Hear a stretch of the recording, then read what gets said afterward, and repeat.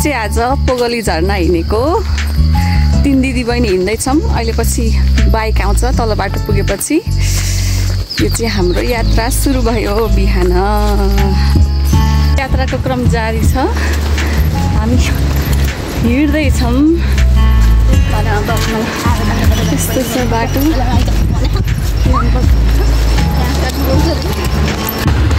हाम्रो यात्रा सुरु भयो।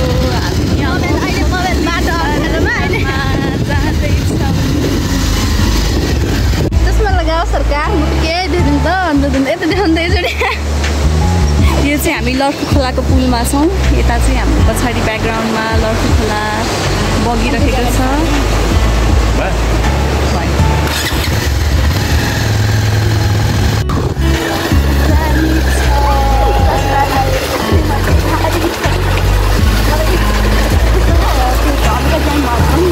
बाइक हुँदा त म त उफ्रेर माथि पुग्छु क्या तपाईँहरूभन्दा केटाहरूको सानो।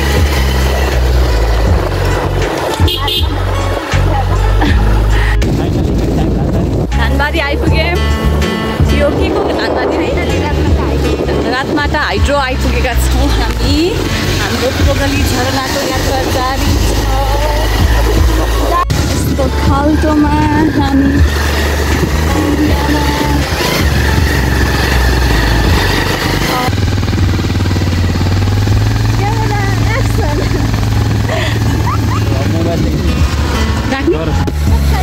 यो चाहिँ हामी कोसीको तिरैतिरमा लिखु हाम्रो सप्तकोशी मध्येको एउटा कोशी हो। यो पनि हाम्रो लिखु खोलामा।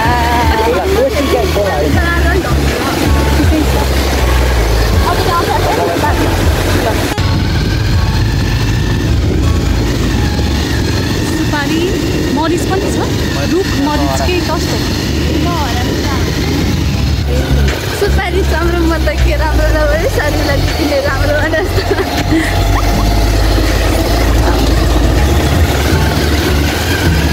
म त के राम्रो छु र मायाकै हेराइ हो राम्रो। अब यहाँ अगाडि छ ठिक छ त। म चाहिँ यस्तो मेरो टोपी घाँटीमा झुन्डिरहेको छ गाइज।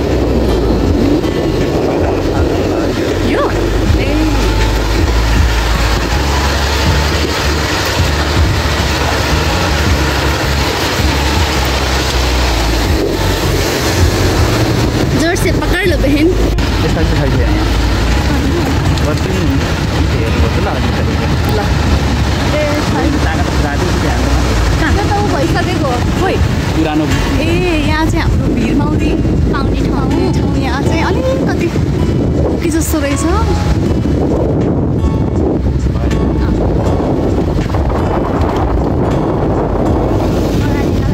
अहिले चाहिँ हामी यहाँ सिरिसे बजार आइपुगेका छौँ।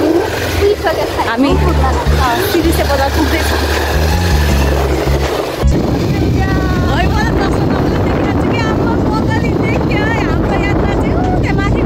झरनासम्म हो। अनि अहिले चाहिँ हामी यहाँ सिरिसे बजारमा आइपुगेका छौँ। यो चाहिँ सिरिसे बजार। झरना चाहिँ त्यहाँ कुनामा छ। देख्नु भएको छ कि छैन? त्यता कुनामा छ। हात लाग्छ यहाँ।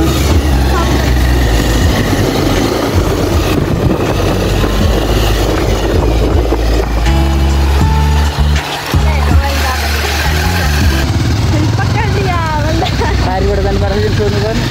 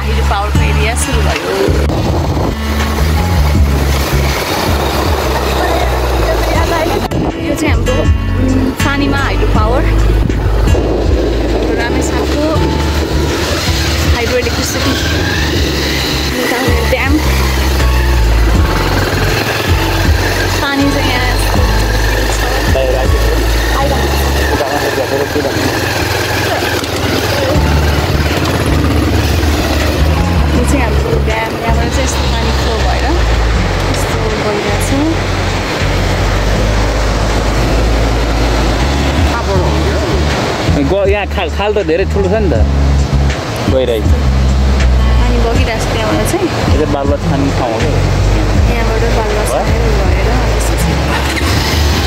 मठाले अगाडि ढाडे बजार ठ्याक्कै यहाँ लेखेको छ ढाडे बजार सुरु भयो अब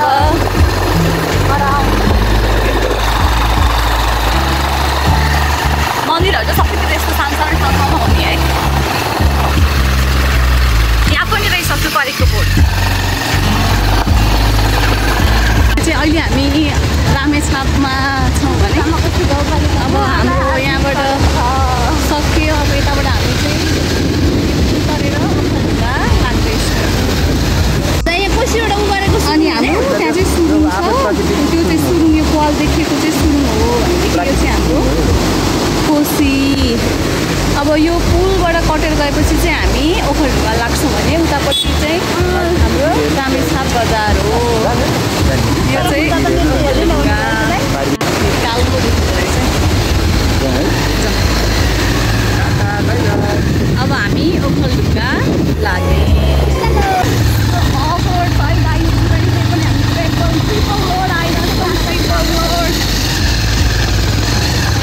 अहिले त यहाँ मुम्बईको पानीहरू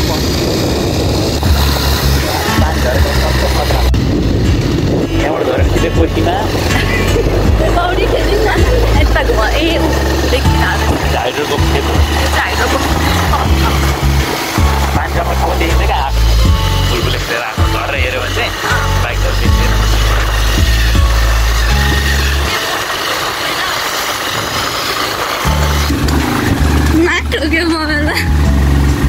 के मैले पढ्नै भएन क्या खिजा देवी हो खिजुदेम्बा के हो यो खिचदिनमा हो खिजुदेम्बा गाउँपालिका गाउँपालिका छ बाटो पानी गाई ए तल हौ त्यस्तो निस्केको यो चाहिँ हाम्रो अर्को हाइड्रो पावर हाम्रो यो चाहिँ ओखलढुङ्गामा पर्छ खिजुदेम्बा गाउँपालिकामा छ अहिले हामी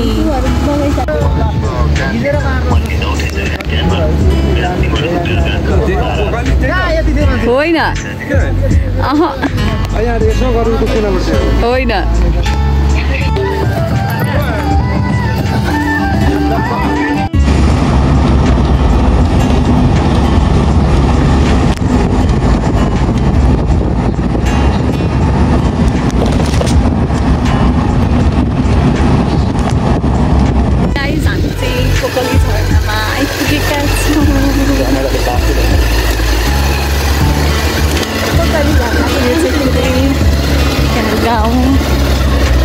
कति राम्रो ठाउँ धानबारी चाहिँ मजाले है त्यो अझ पयालै लान्छ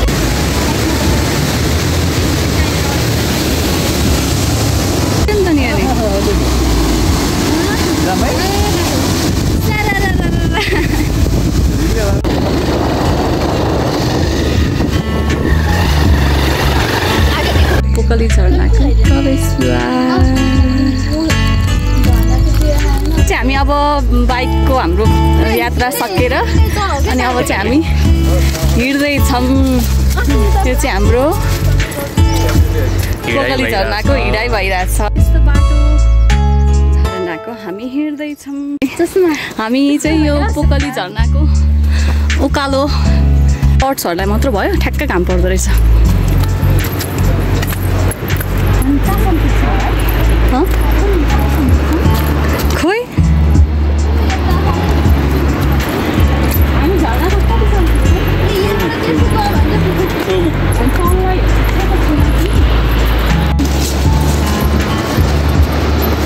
यो कति मिटर उहरू चाहिँ खोइ नेपालको सबसे दोस्रो अबै राम्ररी पहिल्यै भएको